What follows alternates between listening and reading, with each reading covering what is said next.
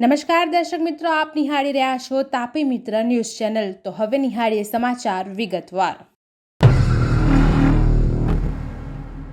Rajkot Bhavnagar highway પર રાજેશ મઢિયાળા પાસે industries વિસ્તારમાં આવેલા પ્લાસ્ટિકના કારખાનામાં મોડી રાત્રે આગ ભભૂકી હતી। આ આગને કાબૂમાં લેવા માટે રાજકોટ ઉપરાંત ગોંડલ અને જસદણથી ફાયર ફાઇટરો દોડાવવામાં આવ્યા હતા। મોડી રાત્રે લાગેલી આ આગ 8 કલાકની જહેમત બાદ સવારે કાબૂમાં આવી હતી। આગને કાબૂમાં લેવા માટે લિક્વિડ ફોર્મ અને મેરિનિકલ ફોર્મનો ઉપયોગ કરવામાં આવ્યો હતો। આગને કારણે લાખો રૂપિયાનું નુકસાન થયું હોવાનું જાણવા મળ્યું છે। જો કે રાત્રે કારખાનામાં કોઈ સ્ટાફ કે મજૂરો નહીં હોવાથી મોટી જાનહાનિ ટળી હતી। રાજકોટ શહેરનો એક અજીબ વાયરલ વિડીયો સામે આવ્યો છે, જેમાં ગજેરા એજ્યુકેશન ટ્રસ્ટની એમ્બ્યુલન્સમાં દર્દીઓ નહીં પણ વિદ્યાર્થીઓની સવારી જોવા મળી હતી। દર્દીઓ માટે ઉપયોગમાં લેવામાં આવનાર એમ્બ્યુલન્સનો ઉપયોગ વિદ્યાર્થીઓ માટે કરાયો હતો। વાયરલ વિડીયોમાં તેવું જોવા મળ્યું હતું। શહેરના સોરઠિયાવાડી સર્કલ પાસે એમ્બ્યુલન્સ પસાર થતી જોવા મળી હતી। સાબરકાંઠા જિલ્લાના હિંમતનગર પાસે આજે વહેલી સવારે ગમખાર અકસ્માત થયો હતો।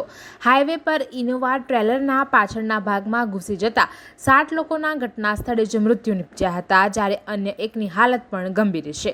ઇનોવામાં સવાર તમામ 8 યુવક અમદાવાદના રહેવાસી હતા અને તેઓ શામળાજી બાજુથી અમદાવાદ જઈ રહ્યા હતા। અકસ્માત એટલો ગંભીર હતો કે ઇનોવાનો કચરગાંઠ નીકળી ગયો હતો અને અંદર લાશો ફસાઈ ગઈ હતી, જેથી ગેસ કટર દ્વારા કારના પતરા કાપી લાશો બહાર કાઢવી પડી હતી, જેના લીધે હાઈવે પર અફરાતફરીનો માહોલ જોવા મળ્યો હતો। રાજકોટના છેવાડાના વિસ્તારમાં રોડ, રસ્તા અને પાણી સહિતની પ્રાથમિક સુવિધાઓ પૂરી પાડવામાં તંત્ર સદંતર નિષ્ફળ પુરવાર થઈ રહ્યું છે। સારો વરસાદ અને નર્મદાના નીર મળતા હોવા છતાં શહેરમાં નવા ભળેલા અનેક વિસ્તારોમાં પાણીની પ્રાયણ જોવા મળે છે। રોજના કકળાટથી કંટાળી મહિલાઓએ રાજકોટ મેટોડા કાલાવાડ હાઈવે બ્લોક કરી દીધો હતો। માથે બેડા લઈ મહિલાઓ પહોંચી હતી અને હાઈવે પર વાહનોની લાંબી કતાર લાગી ગઈ હતી। સ્થાનિકોનો આક્ષેપ છે કે રજૂઆત કરીએ છીએ તો RMC અને રૂડા એકબીજાને ખો આપે છે। તો શું અમે પાકિસ્તાનમાં આવીએ છીએ? જો કેબિનેટ મંત્રી ભાનુબેન બાબરિયાના જ વિસ્તારમાં આવી સ્થિતિ હોય તો હવે અન્ય વિસ્તારની તો વાત જ શું કરવી। સુકી ડેમ વિસ્તારમાં 1 ઇંચ કરતાં વધુ વરસાદ પડતા ડેમમાં પાણીની આવક વધી છે, જેને લઈને 2 દરવાજા 0.60 મીટર ખોલી 4668.58 ક્યુસેક પાણી છોડવામાં આવી રહ્યું છે। સુકી ડેમના ઉપરવાસમાં થયેલા સતત વરસાદને કારણે સુકી ડેમમાં પાણીની આવકમાં નોંધપાત્ર વધારો થયો છે। ડેમનું જળસ્તર વધતા અને રૂલ લેવલ 147.71 મીટરને પાર જતા તંત્રએ સુરક્ષાના પગલા રૂપે ડેમના ગેટ નંબર 5 અને 6 ખોલ્યા છે। ક્રાઇમ કોન્ફરન્સ બાદ ડીજીપી વિકાસ સહાયે માહિતી પૂરી પાડી છે કે ઓગસ્ટ મહિનાની ગુનાઓની સમીક્ષા કરતા રાજ્યમાં સિરિયસ ગુનાઓમાં ઘટાડો થયો છે। આ ઘટાડો થવા પાછળ પોલીસ સ્ટેશનની કામગીરીમાં સુધારાને પ્રાધાન્ય આપ્યું છે। પોલીસ સ્ટેશનના વાર્ષિક તપાસણી પર ભાર મૂકવામાં આવ્યો હતો। પોલીસ નિરીક્ષકો દ્વારા 60 પોલીસ સ્ટેશનની ઇન્સ્પેક્શનમાં રાત્રિ રોકાણ પણ કરવામાં આવ્યું છે। 3000થી વધુ ગામડાઓમાં વિઝિટ કરી છે। 825 વોન્ટેડ આરોપીઓને ઝડપી પાડ્યા છે।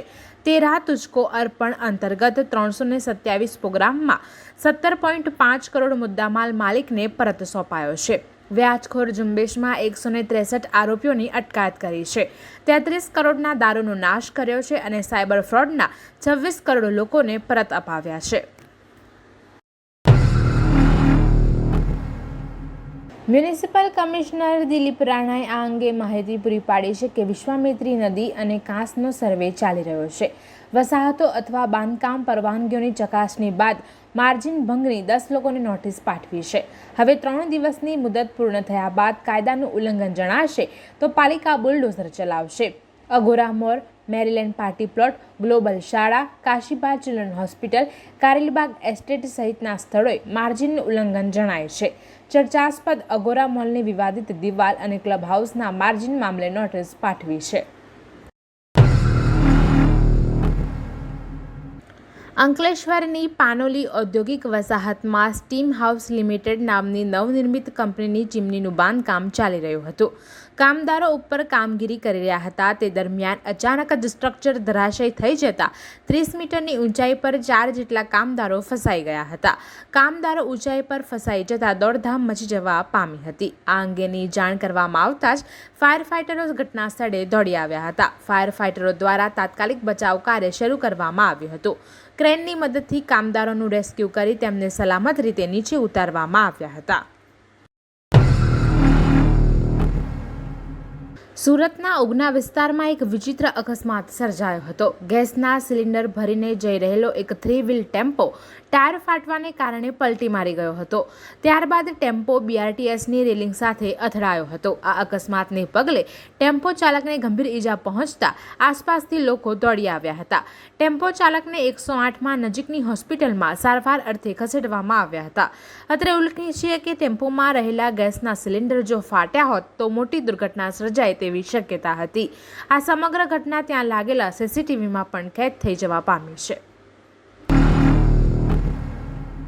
સુરત શહેરના કતારગામ વિસ્તારમાં આવેલી એક ડાયમંડ ફેક્ટરીમાં મંગળવારે આગ ફાટી નીકળી હતી. ડાયમંડ ફેક્ટરીની ગેસ પાઇપલાઇનમાં અચાનક બ્લાસ્ટ થયા બાદ આગ લાગી હતી. આ દુર્ઘટનામાં 14 રત્ન કલાકારો દાઝ્યા હોવાની પ્રાથમિક વિગત બહાર આવી છે. જ્યારે અન્ય 2 વ્યક્તિની હાલત ગંભીર હોય બંનેને સારવાર અર્થે નજીકની કિરણ હોસ્પિટલમાં ખસેડવામાં આવ્યા છે. કોલ મળતાની સાથે જ ફાયર બ્રિગેડનો કાફલો ઘટના સ્થળે દોડી જઈ આગ ઓલવવાની કામગીરી હાથ ધરી હતી. દર્શક મિત્રો, આ હતા અત્યાર સુધીના સમાચાર. આવા જ મહત્વના સમાચાર નિહાળવા જોતા રહો તાપી મિત્ર ન્યૂઝ ચેનલ. અને હા, સબસ્ક્રાઇબ કરવાનું ભૂલશો નહીં.